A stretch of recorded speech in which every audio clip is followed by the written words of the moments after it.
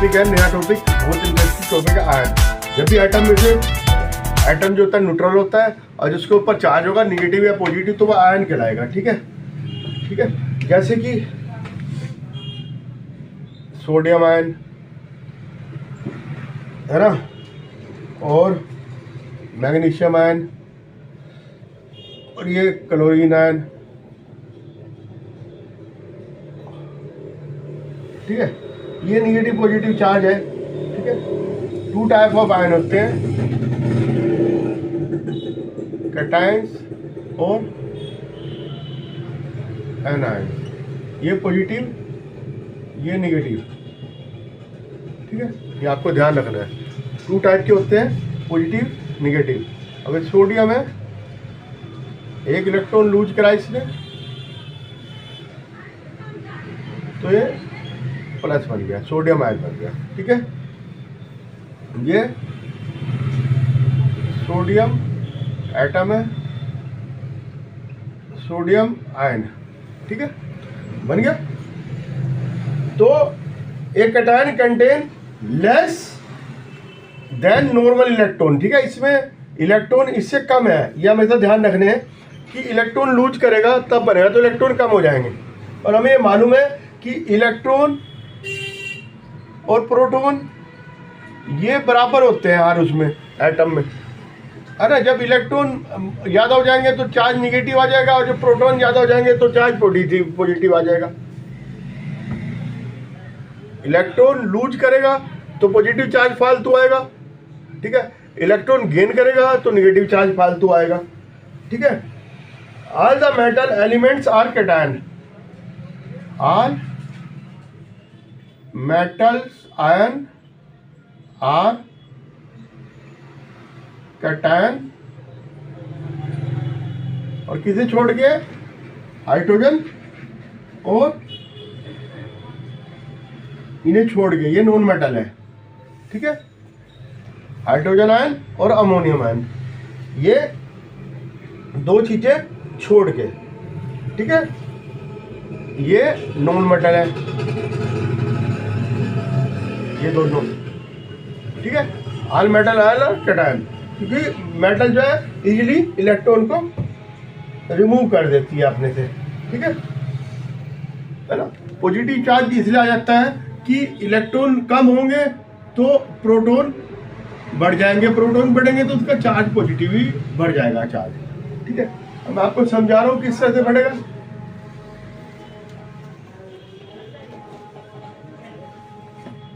ये इसमें अभी सोडियम आयन बना, इलेक्ट्रॉन 10 हो गए, है ना, निगेटिव, और प्रोटॉन कितने हो गए? 11 पॉजिटिव। तो प्रोटॉन की इसमें संख्या 11 होगी नंबर, और इसमें electron is the 10, then charge is overall the positive charge, और 1 होगा। ठीक है, 1 प्रोटॉन ज़्यादा तो 1 होगा पॉजिटिव चार्ज। ठीक है, all metal ion can lose electron easily, all metal electron can gain the positive charge. ठीक है, अब ये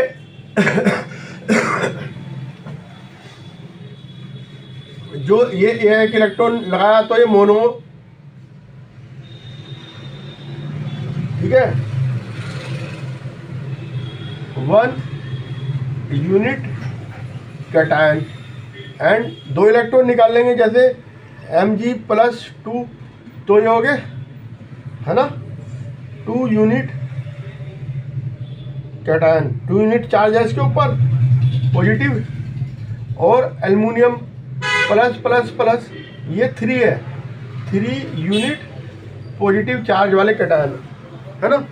ये 3 तरह के होंगे, 1 यूनिट वाले, 2 यूनिट वाले, 1 यूनिट वाले, 2 यूनिट वाले, और 3 यूनिट वाले।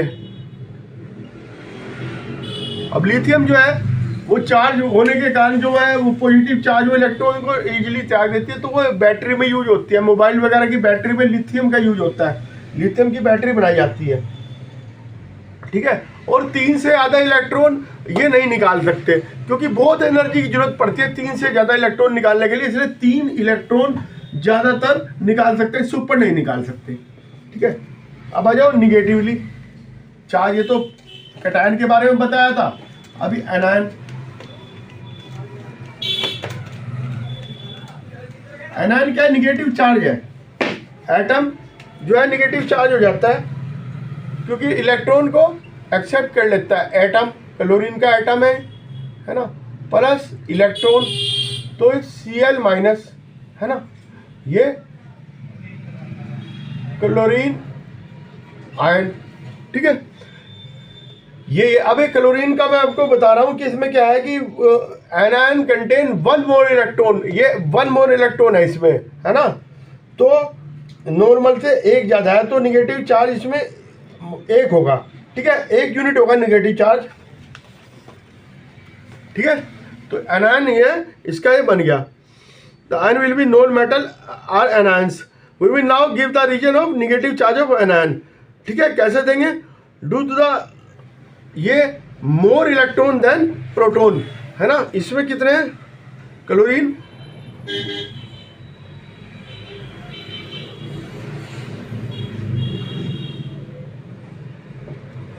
Protons, electrons 17 positive charge, negative charge. ठीक है, अब इसने 1 इलेक्ट्रॉन ले लिया तो proton 17 positive charge, electron 18 negative charge. तो इसमें 1 इलेक्ट्रॉन फालतू है, तो उसका जो चार्ज होगा वो इसके ऊपर होगा। ओवरऑल चार्ज कितना है? ओवरऑल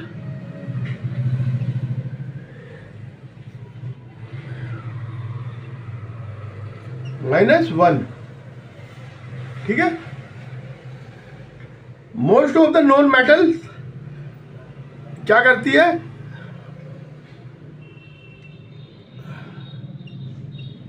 मोस्ट ज्यादातर गेन इलेक्ट्रॉन। ठीक है, एक्सेप्ट इलेक्ट्रॉन और एक्सेप्ट, और ये अपने चार्ज में निगेटिव में आ जाती है। इसमें भी जो 1 इलेक्ट्रॉन गेन करे, ठीक है, तो 1 इलेक्ट्रॉन वाला होगा, क्लोरीन हो गया जैसे। इसमें 2 इलेक्ट्रॉन गेन करे तो 2 चार्ज होंगे इसके ऊपर, 2 इलेक्ट्रॉन। ऑक्सीजन का समझ लो, O2 माइनस, और 3 इलेक्ट्रॉन गेन करे, है ना, तो N3 माइनस। 3 इलेक्ट्रॉन इसमें फालतू है, इसमें 2 इलेक्ट्रॉन फालतू है, इसमें 1 इलेक्ट्रॉन फालतू है। इसने 1 इलेक्ट्रॉन एक्सेप्ट करा, इसने 2 इलेक्ट्रॉन एक्सेप्ट करे, इसने 3 इलेक्ट्रॉन एक्सेप्ट करे, तो उसमें चार्ज अलग अलग हो गया तीनों में। ठीक है, और 3 इलेक्ट्रॉन से ज़्यादा एक्सेप्ट नहीं कर सकते, जैसे वहाँ गेन नहीं कर वो, जैसे वो अपना निकाल नहीं सकते थे। ठीक है, रिमूव नहीं कर सकते थे ना, जो कैटायन है वो रिमूव नहीं कर सकते 3 इलेक्ट्रॉन से ऊपर। ये 3 इलेक्ट्रॉन से ऊपर एक्सेप्ट नहीं कर सकते, क्योंकि इसके लिए जो है बहुत ज़्यादा फोर्स ऑफ रिपल्शन लगेगा इसके ऊपर, क्योंकि उसके अपने भी इलेक्ट्रॉन है, वो भी तो रिपल्शन करेंगे, इससे ज़्यादा नहीं कर सकते। ठीक है,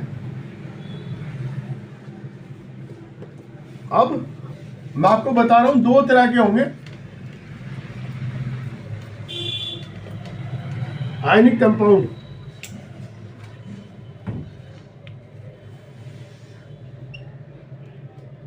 simple ions and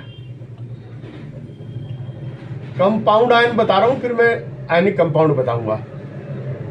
simple ion जिसमें एक ही वो होगा, ठीक है, एक ही एटम का वो होगा, सिंगल एटम, और सिंपल आयन कहलाएगा, सिंगल एटम आयन। ठीक है, ये कहलाएगा सिंपल। और मोर देन 1 एटम आयन कहलाएगा कंपाउंड आयन। ठीक है, एक से ज्यादा होगा तो कंपाउंड कहलाएगा। सिंपल आयन में Na plus Mg plus 2 plus aluminium 3 plus, ये सिंपल है, ठीक है। अब ये NH4 प्लस, इसमें N है और H है, 2 है, कार्बोनेट, सल्फेट, ठीक है, OH, ये सारे के सारे इसमें 2 हैं सब में, ठीक है। तो ये कंपाउंड या पॉली एटॉमिक और कंपाउंड आयन कहलाएगा, ठीक है। अब sodium ion Na, potassium,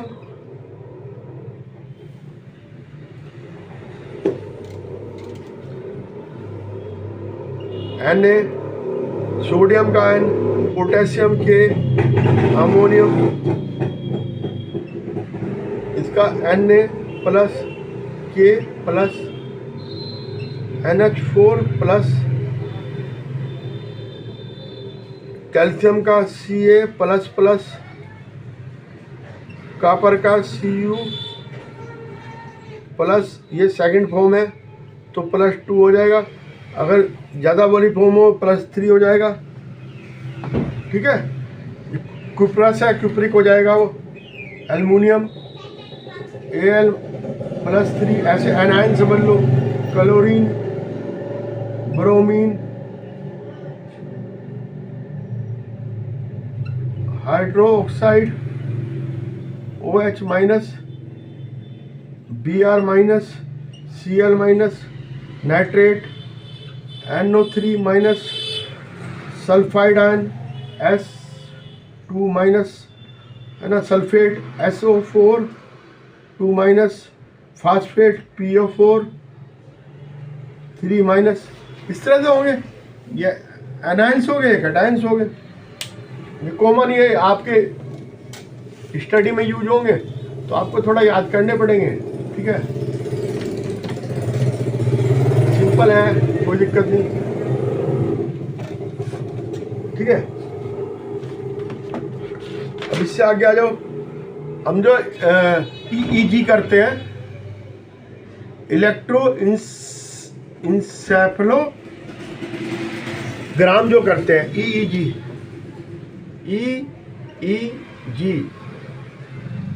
electro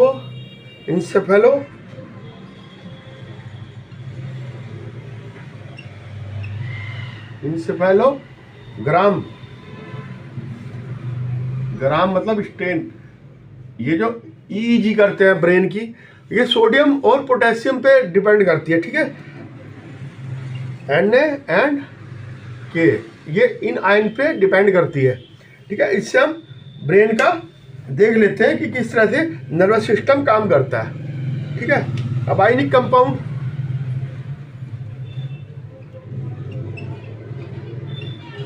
ionic compound क्या होता है? आयनिक कंपाउंड न्यूट्रल कंपाउंड होता है, लेकिन 2 आयन का बना होता है, कैटायन एक एनायन, जैसे NaCl है, ये न्यूट्रल है, ये Na प्लस Cl माइनस, ये इसका बना हुआ है, ठीक है, ठीक है। जो फोर्स होगी इस पे, होल्ड, इसमें क्या, जो बॉन्ड बनेगा इसमें, इलेक्ट्रोवैलेंट बॉन्ड और आयनिक बॉन्ड, ये फोर्स होगी जो इसे आपस में जोड़े रखेगी, हैं। ओवरऑल चार्ज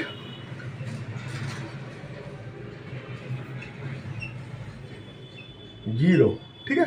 ओवरऑल चार्ज 0 होता है इसके ऊपर, क्योंकि दोनों NaCl, अब KCl है, इसमें K प्लस Cl माइनस, है ना, एंड कर दो इसमें, यार आपको लगेगा कहीं रिएक्शन होगी, है ना। NH4Cl, NH4 plus Cl minus, है ना, ये इससे बन जाता है sodium 68 NaOH, Na plus and OH minus, ठीक है, Ca calcium nitrate NO3 +2 Ca2 plus NO3 minus, ये इससे बनेगा, ठीक है। इस तरह से यानी ये बन जाते हैं कंपाउंड, ठीक है। मेटल और नॉन मेटल के बनते हैं, मेटल एंड नॉन मेटल के, ठीक है। कंपाउंड मेड ऑफ मेटल और नॉन मेटल, हमेशा ध्यान रखना जब भी कंपाउंड बनेगा, यानी कि वो मेटल नॉन मेटल का बनेगा, ठीक है। एक आध तक सेक्शन को छोड़ के, जैसे कि अमोनियम क्लोराइड, ये दोनों नॉन मेटल है, NH4 प्लस Cl माइनस, तो ये अलग हो गया, ठीक है। ज़्यादातर मेटल और नॉन मेटल के बनेंगे, ठीक है। जैसे Al एल्युमिनियम सल्फेट, ये 2 3, Al plus plus plus SO4 minus 2, sulphate की 2 होती है माइनस की, ठीक है, बन गया। अब ये K2SO4 K plus SO4 2 minus, ठीक है, CaCO3 Ca plus plus CO3 2 minus, ठीक है, ये बन गया फार्मूला यूनिट। अब फार्मूला यूनिट क्या होगा इसका, ये देखने के लिए हमें देखना पड़ेगा formula unit of ionic compound.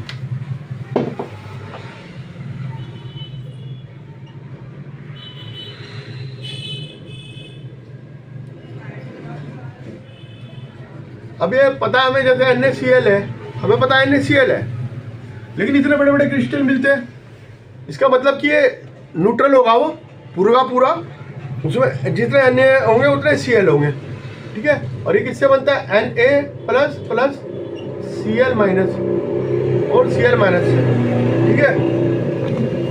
तो इसका फार्मूला हम ऐसे लिख सकते हैं, NaN plus N Cl minus N, है ना, कितना भी हो सकता है बड़ा, Na प्लस Cl माइनस, ऐसे भी लिख सकते हैं, ठीक है। फार्मूला होगा NaCl, simple formula, NaCl NaCl Cl NaCl, ये चलता रहेगा लो Cl,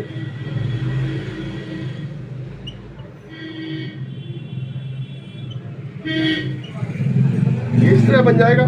इसके आप ये बना सकते हैं, ठीक है, ये आयन साइन के यानी कंपाउंड बन गया।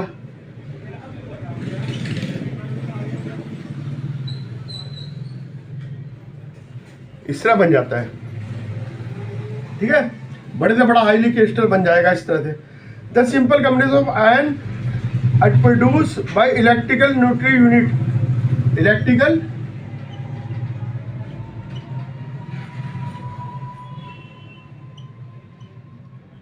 न्यूट्रल यूनिट बन जाता है, तो इसे फॉर्मूला यूनिट कहते हैं, ठीक है।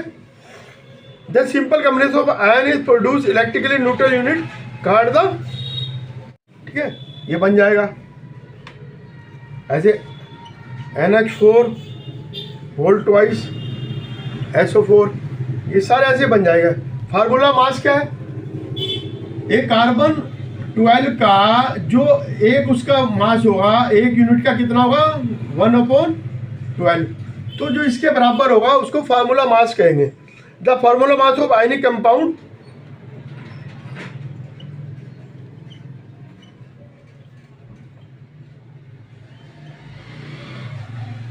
रिलेटिव टू द कार्बन 12, ठीक है, कार्बन की 12 यूनिट को देख के हम कर सकते हैं, ठीक है। The atomic mass of the atom ion just the electron and convert to the atom, तो उसका नेग्लिजिबल मास होगा। ये नहीं कि इलेक्ट्रॉन का भी हम जोड़ रहे हैं और उसका भी जोड़ रहे हैं, ऐसा नहीं होगा, है ना। जैसे NaCl है, NaCl,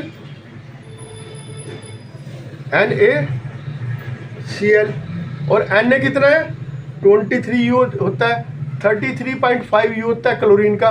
तो दोनों का कितना हुआ 23 प्लस 33.5, ये कंपाउंड का आ जाएगा, है ना, बराबर 58.5 U।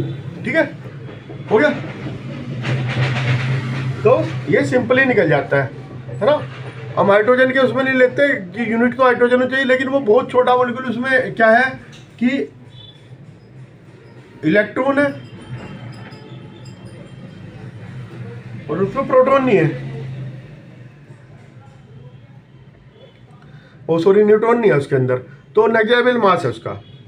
तो हम ये देख लेते हैं अब, ये K2CO3, K2CO3 इसका देखना है ना। 2 पोटेशियम के है, 1 कार्बन का है, 3 ऑक्सीजन के है। तो 2